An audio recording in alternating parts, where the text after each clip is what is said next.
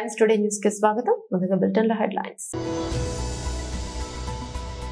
జగన్ ఇకనైనా శవ రాజకీయాలు మానుకోండి, శ్రీ కె నాగబాబు.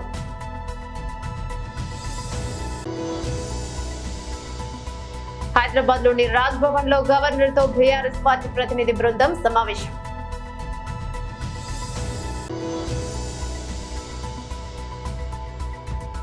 సౌదీలో దుర్భర జీవితాన్ని గడుపుతున్న వ్యక్తికి నారా లోకేష్ హామీ.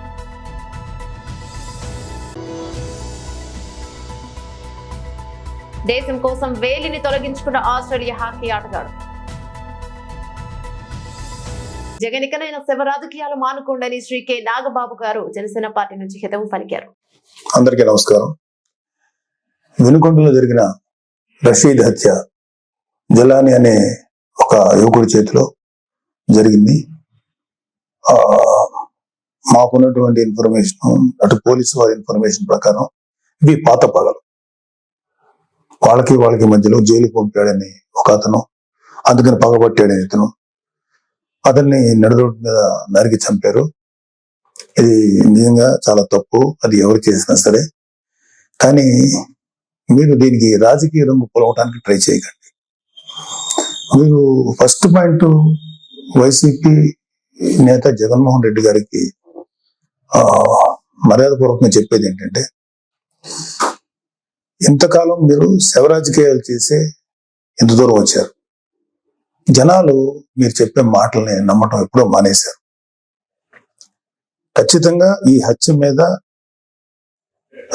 హత్యకి సంబంధించి మేము కూడా ఖండిస్తున్నాం. ఖచ్చితంగా ఎలాంటి వ్యక్తులైనా సరే, ఈ వెనకాల ఉన్న వాళ్ళు ఎవరినైనా సరే పట్టుకొని కోర్టుకు తీసుకెళ్లి శిక్షించాలని మేము కోరుకుంటున్నాం. అయితే ఇంకొక విషయం ఏంటంటే, గంజాయి ఇన్ఫ్లుయెన్స్ తో కూడా ఉండుంటది ఎవడైతే చంపాడు అని కూడా బయట ఉంది. సో ఇలాంటివన్నీ రకరకాల వెర్షన్స్ వస్తున్నాయి. సో మీరు అర్జెంటుగా వినుకొండ వచ్చి ఆ చనిపోయిన కుర్రవాడికి ఒక పార్టీ నాయకుడుగా మీ సానుభూతి తెలపడం అనేది మాకు ఎటువంటి అబ్జెక్షన్ లేదు, మంచిది కూడా తెలుపుతాం. కాకపోతే మీరు దాన్ని రాజకీయ రంగు పోలిమి ఇంకా గట్టిగా నెల 10 రోజులు కూడా కాకుండానే, ప్రభుత్వం ఏర్పాటు అవ్వకుండానే మీరు రకరకాల విమర్శలు చేసి అక్కడికి వెళ్ళి జగనన్న పథకాలు, జగన్ మామ, ఇంకా ఎంతకాలం మీరు ఇలాంటి మాటలు మాట్లాడతారు? అధికారం ఉన్నప్పుడు నటించారు, అధికారం పోయినప్పుడు నటిస్తున్నారు. నటనల మీద పరిపాలన సాగదు. ఈ విషయం ఇప్పటికే మీకు అర్థమై ఉండాలి, మీ వైసీపీ నాయకులు కూడా అర్థమై ఉండాలి. ఎంతకాలం ఇంకా నటిస్తారు మీరు? ఓపెన్ గా ఉండండి. 2019లో మీకు అద్భుతమైనటువంటి తీర్పు ఇచ్చారు ప్రజలు మీకోసం. దాన్ని మీరు అత్యంత దారుణంగా, దుర్మార్గంగా ఉపయోగించుకొని ప్రజల నెత్తి మీద కాలు పెట్టి తొక్కారు. ప్రజల్ని హింసించి వదిలేరు మీరు. మీ పరిపాలనలో సామాన్యులు సైతం భయపడ్డారు. ప్రజల కోసం నిలబడిన కొంతమంది నాయకులు, కొంతమంది కార్యకర్తలు తప్ప ప్రతి ఒక్కరు భయపడ్డారు. ప్రతి వాళ్ళు భయపడ్డారు. మీరు ఇప్పుడు వచ్చేసేసి ఏదో అన్యాయం జరిగిపోయింది, డెఫినెట్ గా ఇది తప్పే, దీన్ని నేను ఖండిస్తున్నాం. కానీ దీనికి రాజకీయ రంగు భూమి, ఈ శవ రాజకీయాలు చేయకండి. కూటమి ప్రభుత్వం పరిపాలనా పరంగా ఏదన్నా ఉంటే విమర్శించండి. ఇంకా నెల కూడా కాకపోయినా సరే అది చేయలేదు, ఇది చేయలేదు అన్నారు. ఓకే, అది ఎలా చేయాలో మాకు తెలుసు. కూటమి ప్రభుత్వానికి చేసి చూపిస్తాం. మీకన్నా అద్భుతమైన పరిపాలన ప్రజలకు వస్తుంది. మీరు అద్భుతమైన పరిపాలన మీరు చెప్పుకున్నారు. అంతకన్నా దుర్మార్గ పరిపాలన భారతదేశ రాజకీయ చరిత్రలో ఏ రాష్ట్రం జరగల, ఓన్లీ ఆంధ్రప్రదేశ్ లో జరిగింది. అలాంటి దుర్మార్గమైన పరిపాలన మీరు అందించారు. అంటే కొన్ని కోట్ల రూపాయలు, వేల కోట్లు, లక్షల కోట్ల రూపాయలు ప్రభుత్వానికి, ఖజానాకి గండి కొట్టి, నెక్స్ట్ అసలు అంటే ప్రభుత్వాన్ని సర్వనాశనం చేసి, ఒక గవర్నెన్స్ ఏ విధంగా కొనసాగనివ్వకుండా నాశనం చేసి, మీ పరిపాలనలో లక్షల కోట్ల అవినీతి జరిగితే దాని గురించి మీరు ఎప్పుడు మాట్లాడలేదు. అంటే మీరు పెట్టిన బొక్క, అంటే మన రాష్ట్ర ఖజానాకి కనీసం 2-3 మినిమం 4-5 ఏళ్ళు పడుతుంది మినిమం ముందు ఆ బొక్క పుడ్చడానికి. అంత పెద్ద బొక్క పెట్టి వెళ్ళిపోయారు మీరు ఆంధ్రప్రదేశ్ రాష్ట్రానికి. అర్జెంటుగా అది చేయలేదు ఇది చేయలేదు, నెల రోజులు కూడా హైదరాబాద్ లోని రాజ్భవన్ లో గవర్నర్ తో బీఆర్ఎస్ పార్టీ ప్రతినిధి బృందం సమావేశం. అడ్వర్టైజ్మెంట్లు ఇవన్నీ కూడా వారి దృష్టికి తీసుకొచ్చినాం. గ్రూప్ 1, గ్రూప్ 2, గ్రూప్ 3 ఈ 3 నోటిఫికేషన్లు కూడా గతంలో కేసీఆర్ గారు ముఖ్యమంత్రిగా ఉన్ననాడు ఇచ్చిన వాటిని తిరిగి రద్దు చేసి కొత్త వాటిని ఇస్తాం, పోస్టుల సంఖ్య పెంచుతామని చెప్పి కాంగ్రెస్ పార్టీ ఇచ్చిన మాటను గుర్తు చేసినాం. దాంతోపాటు జాబ్ క్యాలెండర్ ఇంతవరకు నిలబెట్టుకోలేదు, ఒక్క నోటిఫికేషన్ కూడా ఇవ్వలేదు అనే మాట కూడా గవర్నర్ గారి దృష్టికి తీసుకొచ్చినాం. దాంతోపాటు మెగా డిఎస్సి అన్నారు, అది కూడా చేయలేదు. నిరుద్యోగులకు నిరుద్యోగ భృతిస్తాం 4000 ఉద్యోగం దొరికే వరకు అన్నారు, అది కూడా చేయలేదనే మాట కూడా గవర్నర్ గారి దృష్టికి తీసుకొచ్చినాం. అన్నిటికీ మించి సిటీ సెంట్రల్ లైబ్రరీలో ఉన్న చదువుకుంటున్న విద్యార్థులను బయటికి ఇడ్చుకొని రావడం, ఉస్మానియా యూనివర్సిటీ హాస్టల్లో ఉన్న విద్యార్థులను ఇవాళ వారి మీద దాడులు చేసి మరి పోలీసులు అప్రజాస్వామికంగా వ్యవహరించడం, ఇవన్నీ కూడా గవర్నర్ గారి దృష్టికి చాలా వివరంగా మేమందరం కూడా వివరించి చెప్పడం జరిగింది. గవర్నర్ గారు చాలా గట్టిగా స్పందించినారు. హోమ్ సెక్రటరీని నేను పిలుచుకుంటాను, తప్పకుండా అన్ని వివరాలు అడుగుతాను, విద్యార్థుల మీద ఈ రకంగా జరగడం మంచిది కాదు అని కూడా వారు అన్నారు. ఇవాళ విద్యార్థులు నిరాహార దీక్షలు చేస్తున్నారు, కొంతమంది ధర్నాలు చేస్తున్నారు, చివరికి కొంతమంది ఢిల్లీ దాకా పోయి అక్కడ కూడా గొడవ చేస్తున్నారు సార్ అని చెప్పి వారికి అన్ని కూడా వివరంగా చెప్పడం జరిగింది. తప్పకుండా నేను స్పందిస్తాను, గవర్నమెంట్కు ఈ విషయంలో తప్పకుండా అడుగుతాను అని చెప్పి కూడా గవర్నర్ గారు చెప్పడం జరిగింది.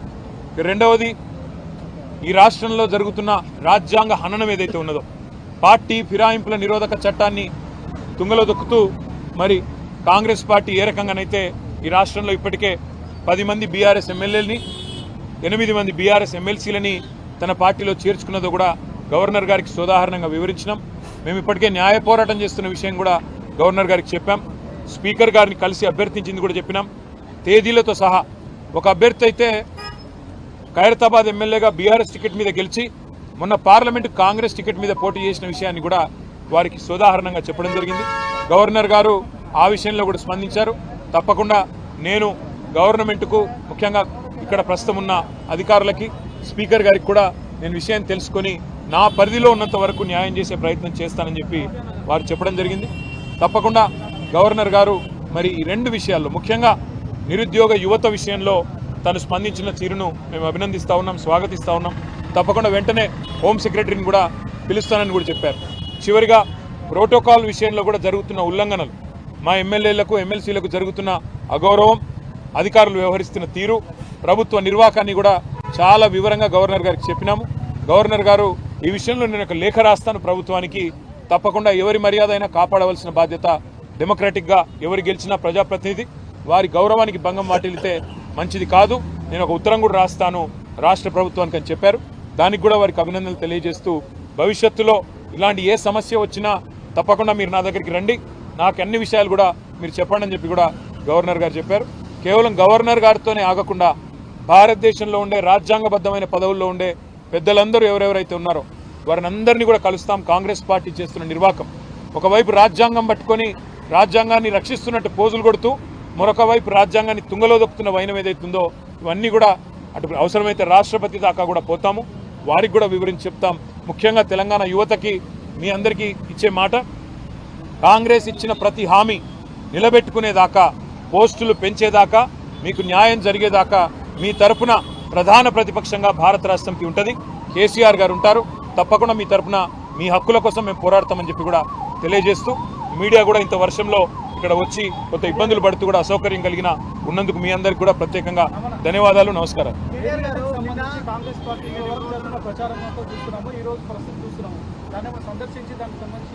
తప్పకుండా ఆలోచన చేస్తూ ఉన్నాము. మేడిగడ్డ కొట్టుకుపోయిందని, కాళేశ్వరంలో లక్షల కోట్లు గంగపాలైందని చెప్పి చిల్లర మల్లర మాటలు మాట్లాడిన కాంగ్రెస్ పార్టీ ఏదైతే ఉందో ఇవాళ సిగ్గుతో తలదించుకోక తప్పదు. మేము మొదటి నుంచి చెప్పింది ఒకటే, అక్కడ జరిగింది చిన్న విషయం తప్ప పెద్దదేం కాదని చెప్పినాం. అన్నట్టుగానే కొన్ని రోజుల్లోనే రిపేర్లు పూర్తి చేసినారు. ఈరోజు ఒక వరదలాగా నీళ్ళు వస్తూ ఉంటే కూడా ప్రాణహితలో గోదావరిలో తట్టుకొని ఇవాళ మేడిగడ్డ నిలబడ్డమే కాళేశ్వరం ప్రాజెక్టు యొక్క గొప్పతనానికి సాక్ష్యం అని చెప్పక తప్పదు. తప్పకుండా తొందరలో సందర్శిస్తాం, ప్రజలకు కూడా ఆ విజువల్స్ తీసుకొచ్చి ప్రజలకు కూడా వివరంగా చెప్తాము. తప్పకుండా వాటిని మీ ద్వారా కూడా ప్రజలకు చూపెడతామని చెప్పి కూడా తెలియజేస్తాము. ఎగ్జామ్స్ సంబంధించి బతుకు తెరువు కోసం గల్ఫ్ దేశాలకు వెళ్లి అక్కడ నానా కష్టాలు పడుతున్న తెలుగు వారు ఎందరో ఉన్నారు. అక్కడ పడుతున్న కష్టాలను తెలియజేస్తూ పలువురు సోషల్ మీడియా ద్వారా తమ ఆవేదన వ్యక్తం చేస్తున్నారు. తమను ఆదుకోవాలని కోరుతున్నారు. తాజాగా సౌదీ అరేబియాలో దుర్భర జీవితం గడుపుతున్న వీరేంద్ర అనే వ్యక్తి వీడియో చూసి ఏపీ మంత్రి నారా లోకేష్ స్పందించారు. నకిలీ ఏజెంట్ చేతిలో తాను మోసపోయి దుర్భర జీవితాన్ని గడుపుతున్నారని వీరేంద్ర కుమార్ ఎక్స్ వేదికగా వీడియో పోస్ట్ చేశారు. ఖతర్ లో ఉద్యోగం ఇప్పిస్తానని చెప్పి తనను మోసం చేసి సౌదీలోని ఎడారిలో వంటల మధ్య తనను పడేశారని ఆవేదన వ్యక్తం చేశారు. తీవ్ర అనారోగ్యంతో తాను బాధపడుతున్నానని, ఇక్కడ బతకలేకపోతున్నానని చెప్పాడు. వీరేంద్ర వీడియో చూసి నారా లోకేష్ స్పందించారు. ధైర్యంగా ఉండాలని, స్వస్థలానికి తీసుకొచ్చే బాధ్యతను తాను తీసుకుంటానని హామీనిచ్చారు. గాయమైన వేలికి శస్త్రచికిత్స చేయించుకున్నా ఇప్పట్లో కోలుకునే పరిస్థితి లేకపోవడంతో మరోవైపు ఒలింపిక్స్ క్రీడలు సమీపిస్తుండటంతో ఆస్ట్రేలియా ఆటగాడు మట్టాసన్ అనే 30 ఏళ్ల ఆటగాడు కఠిన నిర్ణయం తీసుకొని అందరినీ ఆశ్చర్యపరిచాడు. డిఫెండర్ అయిన డాసన్ కుడి చేతి ఉంగరపు వేలికి ఇటీవల పెద్ద గాయమైంది. శస్త్రచికిత్స చేసుకున్న కోలుకునేందుకు చాలా సమయం పట్టనుంది. అదే జరిగితే నెల 26 నుంచి ప్రారంభం కానున్న ఒలింపిక్స్ కు దూరం అవుతాడు. దీనిని జీర్ణించుకోలేకపోయిన డాసన్ ఎలాగైనా దేశం తరపున ఒలింపిక్స్ లో ఆడాలని నిర్ణయించుకున్నాడు. అందుకోసం కఠిన నిర్ణయం తీసుకున్నాడు. అందులో భాగంగా గాయమైన వేలి పై భాగాన్ని పూర్తిగా తొలగించుకుని దేశం పైన ఆటపైన తనకున్న మక్కువను చాటుకున్నాడు. మహబూబ్ నగర్ జిల్లా జడ్చర్ల క్యాంపు కార్యాలయంలో పిసిసి ఉపాధ్యక్షులు, తెలంగాణ రాష్ట్ర మైనార్టీ చైర్మన్ ఓబెదుల్లా కొత్వాల్ పాత్రికేయుల సమావేశాన్ని నిర్ణయించారు. రాష్ట్ర బడ్జెట్ లోనే సింహభాగం రైతు రుణమాఫీ చేయడం హర్షణీయం. ఉమ్మడి జిల్లా ప్రాజెక్టులు త్వరగా పూర్తి చేస్తాం. కాంగ్రెస్ పార్టీ నాయకత్వం నెహ్రూ నుండి మొదలు పెడితే ఇప్పుడు రాహుల్ గాంధీ వరకు కూడా రైతుల పక్షపాతి పార్టీ కాంగ్రెస్ పార్టీ. కేసీఆర్ ప్రభుత్వం అప్పుల కూబిలో ఉన్నా కూడా కాంగ్రెస్ ప్రభుత్వం రైతుల పక్షాన నిలిచింది. సందర్భంగానే రాష్ట్ర పార్టీ ఉపాధ్యక్షునిగా రైతుల పక్షాన రేవంత్ రెడ్డికి హృదయపూర్వకంగా ధన్యవాదాలను తెలియజేశారు. ఈ కార్యక్రమంలో సీనియర్ నాయకులు శివకుమార్, జిల్లా స్పోక్ పర్సన్ టౌన్ నిత్యానందం, టౌన్ అధ్యక్షులు మెనహాజ్ తదితరులు పాల్గొన్నారు. నేను ఎలక్టోరల్ పాలిటిక్స్లో వ్యవసాయ రంగం సంబంధించిన పిఎస్ఎస్ అధ్యక్షుడిగా ఎన్నికైన, అలాగే దాంతోపాటు డీసీఎం అధ్యక్షుడు పనిచేస్తున్నాను. రైతు సమస్యలు, రైతు కష్టాలు, రైతులు బయట రుణాలకు ఆధారపడే విధానము, వాళ్ళు బయట కట్టే వడ్డీల గురించి నాకు పూర్తి అవగాహన కలిగిన ఓ సన్నకారు రైతుగా, ఓ రైతు బిడ్డగా నాకున్న అనుభవం మీతో మాట్లాడుతున్నాను. నిన్న తీసుకున్న తెలంగాణ రాష్ట్ర ప్రభుత్వం నిర్ణయం అది ఒక చారిత్రాత్మకమైన నిర్ణయం అని చెప్పి చెప్పక తప్పదు. దానికి కారణాలు ఉన్నాయి. ఈ భారతదేశంలో కాంగ్రెస్ పార్టీ మొదటి నుంచి కూడా కాంగ్రెస్ పార్టీ ఆశయాలు, కాంగ్రెస్ పార్టీ నాయకత్వం నెహ్రూ గారి నుంచి మొదలుపెట్టుకుంటే ఈరోజు రాహుల్ గాంధీ వరకు కూడా ప్రభుత్వాలు సంక్షేమ ప్రభుత్వాలు ఏర్పడాలి,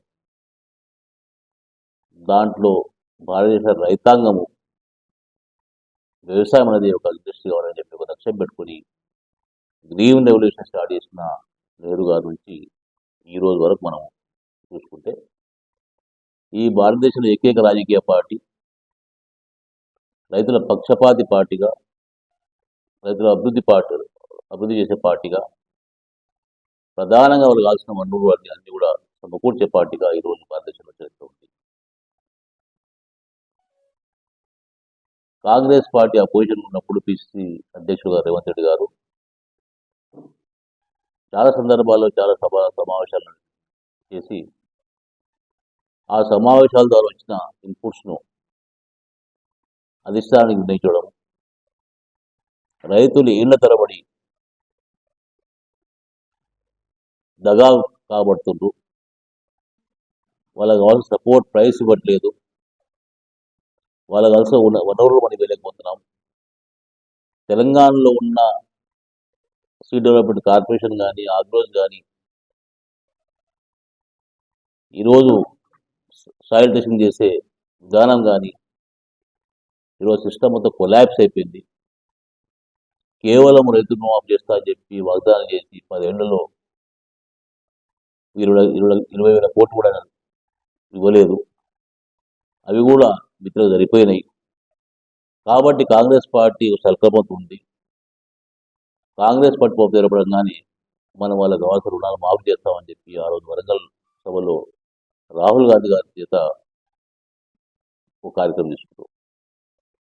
తర్వాత మేనిఫెస్టో చేర్చడము, మేనిఫెస్టోలో పెట్టిన కార్యక్రమాన్ని కూడా అమలు చేయాలని ఉద్దేశంతో కాంగ్రెస్ పార్టీ ముందుకెళ్తున్న తరుణంలో ప్రభుత్వం ఈరోజు రాష్ట్ర ఆర్థిక పరిస్థితి చాలా అందరూ తెలుసు.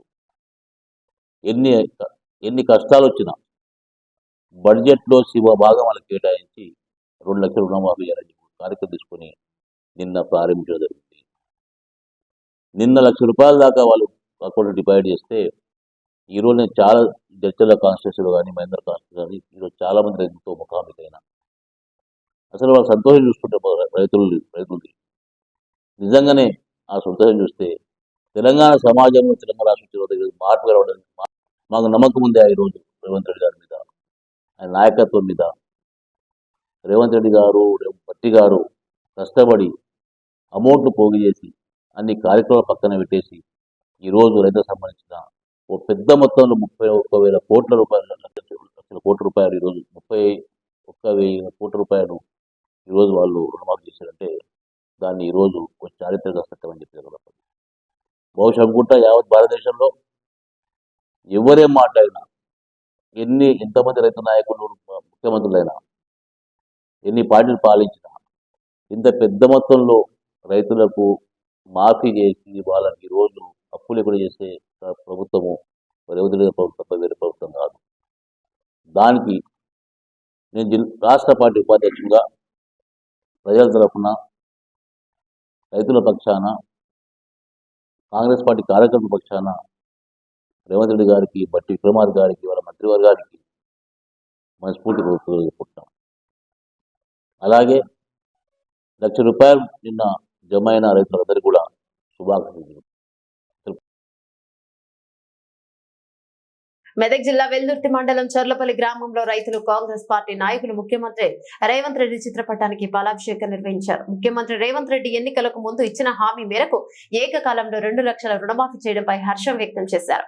పంచాయతీ కార్యాలయం వద్ద ఏర్పాటు చేసిన కార్యక్రమంలో ముఖ్యమంత్రి రేవంత్ రెడ్డి చిత్రపటానికి పాలాభిషేకం నిర్వహించి కృతజ్ఞతలను తెలిపారు. ఎంతో కాలంగా ఎదురు చూస్తున్న రైతుల రుణమాఫీ చేయడంపై రైతులు హర్షం వ్యక్తం చేశారు. రుణమాఫీ చేసిన ముఖ్యమంత్రికి రైతులు రుణపడుంటారని సందర్భంగా వారన్నారు. కార్యక్రమంలో కలాల్ శేఖర్ గౌడ్, పెంటరెడ్డి నర్సారెడ్డి మరియు పూజయ్య, కృష్ణారెడ్డి, సిద్ధిరామ్ రెడ్డి, సంజీవ్, గోపాల్, నరేష్ రెడ్డి తదితరులు పాల్గొన్నారు.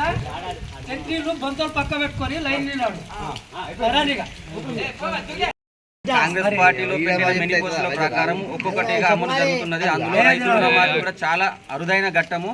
ఈ రుణమాఫీ కూడా సకాలంలో అందరికీ అందుతుందని, ఆగస్టు 15 లోపల అందరికీ 2 లక్షల లోపు రుణమాఫీ వర్తిస్తుందని రేవంత్ రెడ్డి తెలియజేయడం అర్చనీయం. మరియు తొందరగా కూడా అందరి అకౌంట్లోకి డబ్బులు కూడా పడుతున్నాయి. ఇది రేవంత్ రెడ్డి గారి దిగ్విజయం. ఆడిన మాట తప్పకుండా రేవంత్ రెడ్డి గారు మాట నిలబెట్టుకున్నారని మేము మనసారా ధన్యవాదాలు తెలియజేస్తున్నాము. జై కాంగ్రెస్!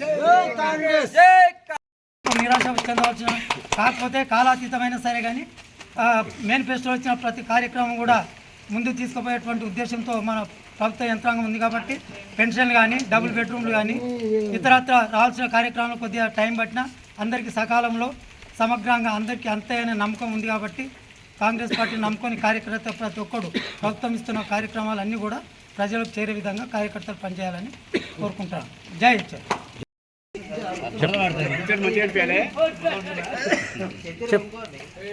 చాలా పవిత్రమైనటువంటి రోజు.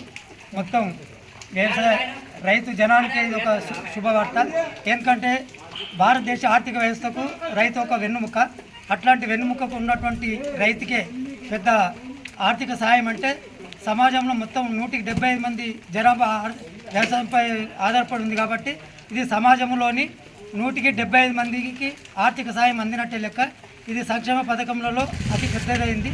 సమాజంలోని ప్రతి కుటుంబానికి ప్రతి ఒక్కరికి లబ్ధి చేకూర్చే విధంగా ఈ పథకం ఉంది. దీంట్లో లోటుపాట్లు ఏమైనా ఉంటే మళ్ళీ సవరణ చేయడానికి కూడా ఒక బృందం ఉంది.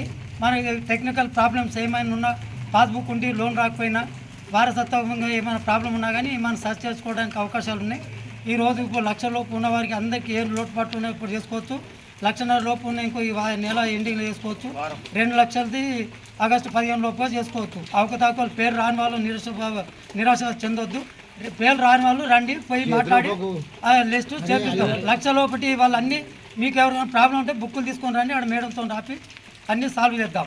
ఇది చాలా కాంగ్రెస్ పార్టీ ఇచ్చిన వాగ్దానాల్లో చాలా బ్రహ్మాండమైనటువంటి వాగ్దానం మొట్టమొదటి నెరవేర్చినందుకు మా రైతు పక్షాన రేవంత్ రెడ్డికి, కాంగ్రెస్ పార్టీకి, గ్రామం తరఫున రైతుల పక్షాన అందరికీ ధన్యవాదాలు తెలియజేస్తున్నాం.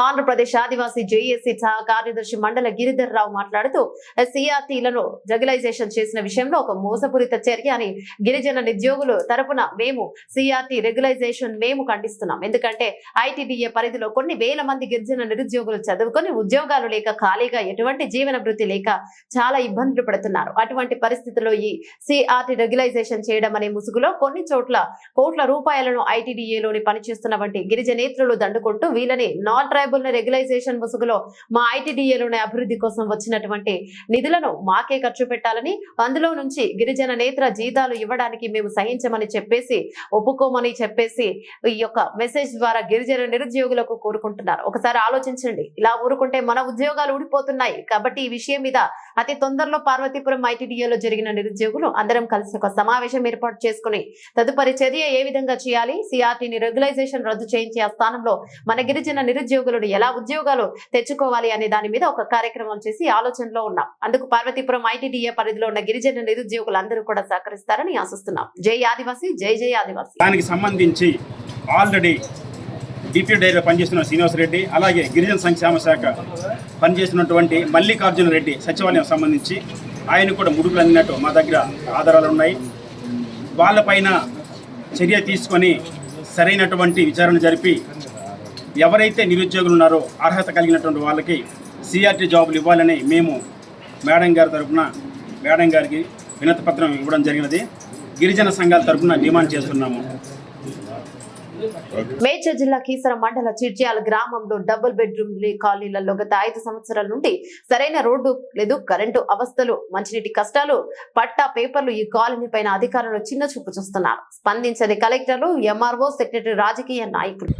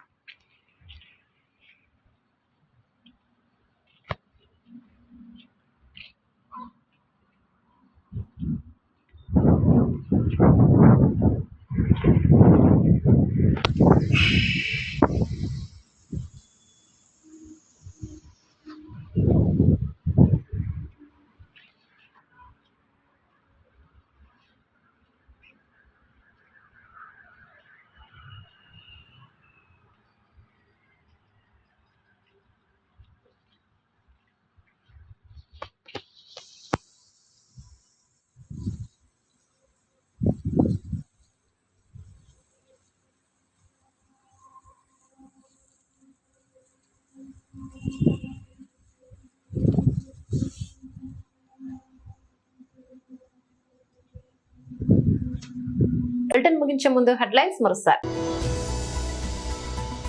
జగన్ ఇకనైనా శవ రాజకీయాలు మానుకోండి, శ్రీ కె నాగబాబు.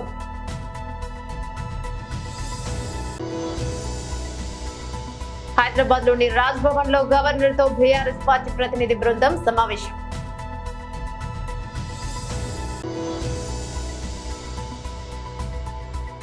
సౌదీలో దుర్భర జీవితాన్ని గడుపుతున్న వ్యక్తికి నారా లోకేష్ హామీ.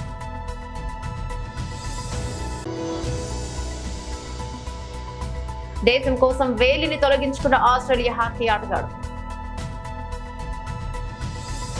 ఇవి బులెటిన్ అప్డేట్స్. మరో బులెటిన్ మళ్ళీ కలుసుకుందాం. అందరికి సెలవు. నమస్తే.